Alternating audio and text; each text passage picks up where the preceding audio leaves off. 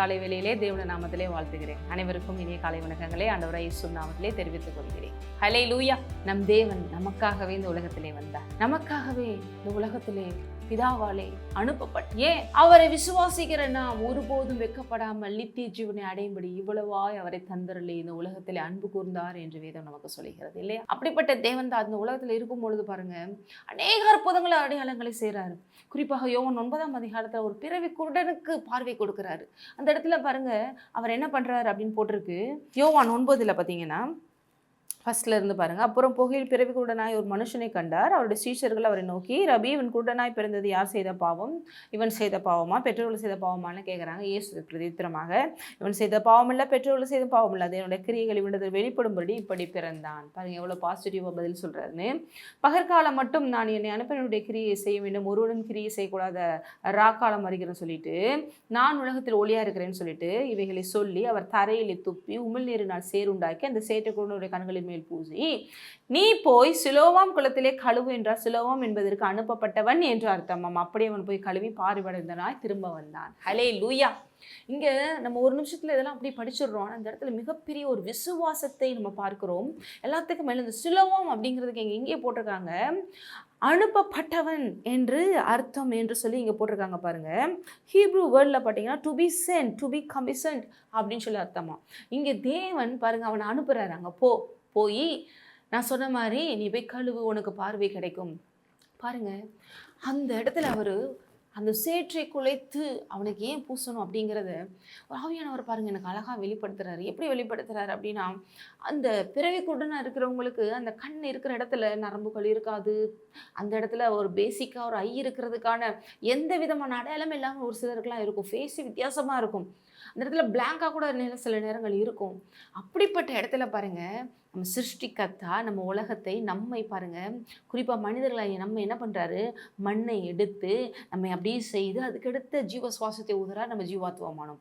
அதே சிருஷ்டிகர்த்தா தான் நான் இதே மண்ணிலேருந்து உன்னை நான் எடுத்தேங்கிறதுக்கு அடையாளமாக அதே மண்ணை பாருங்க அவர் எடுத்து அவருடைய கண்களிலே பூசி நான் தான் அந்த உன்னை உருவாக்கின குயவன் என்பதை காட்டும் விதத்தில் அதை செய்கிறாரு. இன்னொன்று சிலர் பைபிள் ஸ்காலர்ஸ் என்ன சொல்கிறாங்கன்னா, அது ஒரு குருடனாக இருக்கும்பொழுது பாருங்கள் ரோட்டில் போகிறவங்க வரவங்களாம் காரி துப்பிட்டு போவாங்க.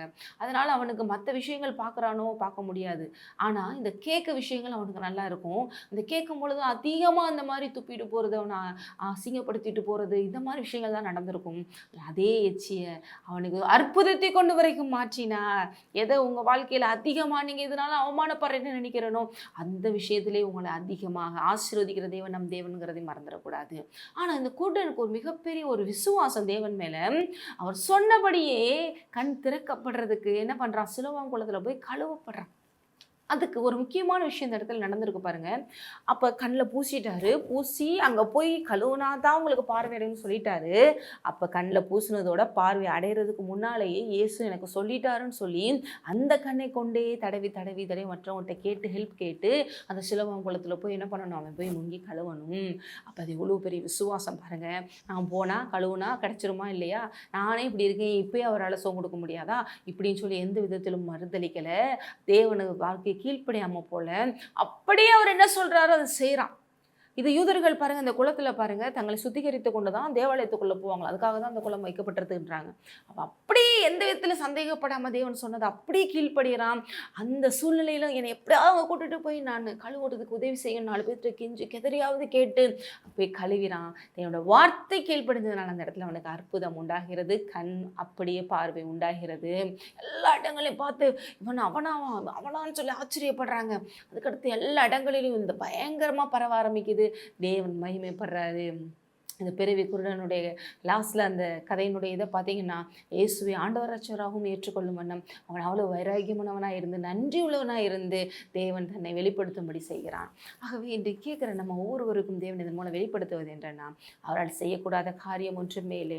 இதற்காகவே வந்தார், இதற்காக இந்த பூமியில் அனுப்பப்பட்டார், இதற்காகவே எல்லாவற்றையும் சிறுவழி செய்து முடித்திருக்கிறார். உயிர்த்தெழுதலை நம்மோடு அவர் என்ன பண்ணிருக்கார், நம்மை உயர்த்தி அவரோடு நம்மளை உட்கார வைத்திருக்கிறார் என்பதை மறந்துடக்கூடாது. இன்னைக்கு உங்கள் உங்கள் வாழ்க்கையில் இந்த கூட்டணி போல ஏதோ விதத்தில் இழப்பில் இருக்கீங்களா? அந்த இயேசு அவர் மாறாதவராக இருக்கிறார். உங்கள் வாழ்க்கையிலையும் அதை மறுபடியும் உருவாக்குகிற, அதில் மறுபடியும் ஒரு புதிய ஜீவனை கொண்டு வருகிற, அது ஒன்றுமே இல்லைங்க ஜீரோங்கிற நிலைமை, ஆனால் மறுபடியும் அங்கே உயிர்த்தெழுதலை கொண்டு வருகிற, ஜீவனை பிறப்பிக்கிற தேவன் நம் தேவங்கிறத மறந்துடாதீங்க. நீங்கள் இந்த கூடனை போல விசுவாசித்து காலடி எடுத்து வையுங்கள். இன்றைக்கே அற்புதம் நடக்கும். ஜெபிக்கலாம். சோதரம் தகப்பனே, இதை கேட்டுக்கொண்டு வாழ்க்கையிலும் இன்றைக்கு அப்பா இந்த வார்த்தைகள் மூலம் விசுவாசம் உண்டாகி அற்புதங்களை அடையாளங்களை காணட்டும். அநேக ஆச்சரியமான அனுகூலமான விஷயங்கள் நடக்க போகிறதுக்காக இப்பொழுது நன்றி. இயேசு நாமத்திலே ஆமென். நீங்கள் ஆசீர்வதிக்கப்பட்டார்.